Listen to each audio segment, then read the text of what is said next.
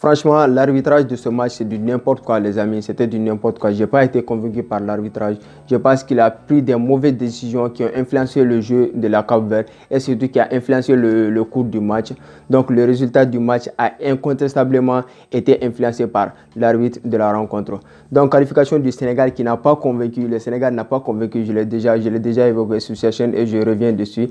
Cette équipe du Sénégal, malgré le fait qu'ils se qualifient, ils arrivent à s'en sortir. Mais je ne suis pas convaincu du tout par cet effectif. Le jeu proposé par Aliou Cissé, M. Aliou Cissé, le coach du Sénégal, n'est pas convaincant. Donc, il va falloir qu'il nous en montre plus. Avec cet effectif, on attend beaucoup plus de sa part.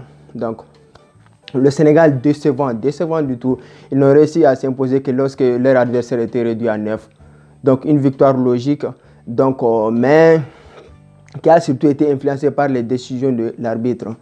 Donc, cette équipe de Cap-Vert n'était pas du tout de tête face à la Sénégal. Je pense qu'on s'y attendait tous que le Sénégal allait se qualifier, mais pas de la façon dont on s'y attendait. Parce que l'équipe de Cap-Vert, au début du match, le match était complètement équilibré. Parce que je vous le dis encore une fois, l'équipe de Sénégal, collectivement, ça ne va pas. Il ne faut pas se mentir, il ne faut pas se voiler la face. Le jeu qu'ils nous proposent, c'est du n'importe quoi. C'est basé sur un truc 2 passes, 3 passes, il n'y a plus rien. Les gars, ils sont là, ils défendent seulement. Donc, il faut se rendre à l'évidence. Aliou Cissé, s'il veut aller loin face aux gros équipes, il faut qu'il change beaucoup de choses dans cet effectif. Ça ne va pas du tout. Il ne faut pas se mentir, il ne faut pas se voiler la face, les amis, je vous dis. Donc, c'est une réalité qui est là. On l'a tous vu encore une fois face à une équipe de Cap-Vert qui n'était pas du tout de taille. Donc, ils sont venus au début de match. Ils n'arrivaient pas du tout à se créer d'occasion. Ils n'arrivaient pas du tout. Collectivement, ce n'était pas au rendez-vous en gros, il faut se dire. Il faut se le dire vraiment, l'arbitre de la rencontre, il a complètement changé la physionomie du match avec l'exclusion de Patrick Andrédé, qui est un carton rouge qui est vraiment méprisable. Parce que si on regarde le règlement de la FIFA, donc le règlement de la FIFA dit que en cas de carton, ce genre de faute, il faut d'abord voir l'intention. L'intention du joueur n'était pas du tout de faire ce genre de ces fautes bêtes. Il a surtout, et en plus, il a joué le ballon, donc son pied a glissé sur le ballon, a atteint la cheville de Pape Gueye. Donc je pense qu'il aurait dû mettre un carton jaune, vu le contexte du match, vu l'importance de ce match. Ce carton rouge est venu très tôt, donc ça a complètement assaigné cette équipe de Cap-Vert. Donc l'arbitre a incontestablement détruit le match, je pense, vraiment.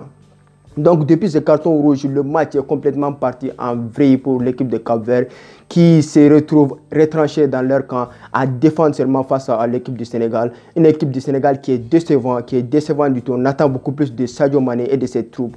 Un Sadio Mané qui a vraiment montré une performance à la hauteur de son talent et surtout de sa statue. Parce que c'est l'un des superstars de cette Coupe d'Afrique des Nations, l'un des superstars du football mondial en gros. Donc on attend beaucoup plus de lui. Heureusement aujourd'hui, il a réussi à claquer son but, à faire qualifier le Sénégal. Donc prestation vraiment hors norme qu'il faut saluer vraiment de la part de Sadio Mané. Donc qui est sorti sur blessure, donc on espère que tout ira mieux pour lui. Donc c'est choc vraiment... choc vraiment terrible entre Sadio Mané et le gardien du Cap-Vert, vraiment. Les deux joueurs ont été complètement évanouis, donc vraiment, on était inquiets. Personnellement, quand j'ai vu les images de Sadio Mané qui était au sol, j'étais inquiet. Donc, heureusement, on espère que tout ira bien pour lui. Vraiment, je pense que M. Aliou Cissé, je le dis encore une fois, il doit changer beaucoup de choses dans cette effet. Sinon, là, le retour de Pape Gueye et de Kalidou Koulibaly a fait beaucoup de bien à cette équipe du Sénégal, vraiment. Dans le jeu, dans l'entrejeu, on sait que Pape Gueye, vraiment, c'est un super joueur, ce jeune talentueux, le joueur de l'Olympique de Marseille, vraiment, c'est un super joueur, c'est un super milieu de terrain, dynamique, on le sent, il a vraiment une course folle dans le terrain, on le sent, on le retrouve en milieu de terrain, en défense, en attaque, mais au centre du terrain. On le sent, il est partout, le gars. Quand il est sur...